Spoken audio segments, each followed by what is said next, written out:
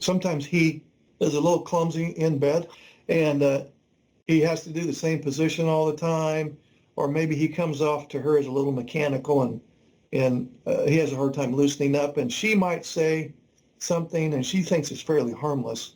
She might say something to him along the lines of, Kent, why do we have to do the same position all the time? And it seems like I'm the one pleasing you all the time, and it's very little reciprocity here.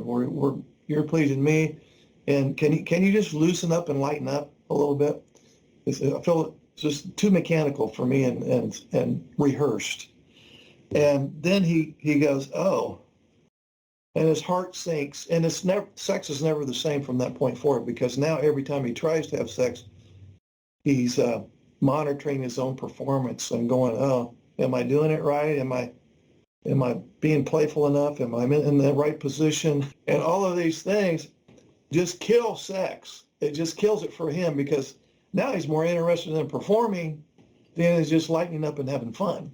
You could think in terms of, I'm not going to be able to just magically not have sensory sensitivities and magically move sex into my number one spot since it's in her number one spot. Mm-hmm. But what could happen is to start small. In your case, the big goal is to have quality, meaningful sex as she defines meaningful sex, where the emotional component is there, the physical component is there, and it's all good, and I'm not doing it in some robotic fashion, yada, yada. That's the big goal.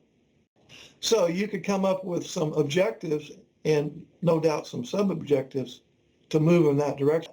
I could start with, I'm going to just make some things up. I could start with, when I get home, instead of just bypassing her in the hallway and going straight to the computer room so I can decompress from the shitty day I had, I'll walk in the door and I'll hunt her down. I'll go straight to her, give her a hug and a kiss on the cheek, and say, hi, honey, how was your day? That's it. Just that. Only that. One thing. That could be a sub-objective to a larger objective, which would be, I'm going to come home, I'm going to give her a big hug, I'm going to kiss her on the lips, and I'm going to hold that hug for about 30 seconds. And I might even give her 2 or 3 kisses smack dab on the lips. I'm just making this up. Yeah. But you understand, we're going to escalate, escalate more and more and more. So in summary, start small. And don't worry about rushing. Don't worry about rushing to the big end goal. That'll work against you.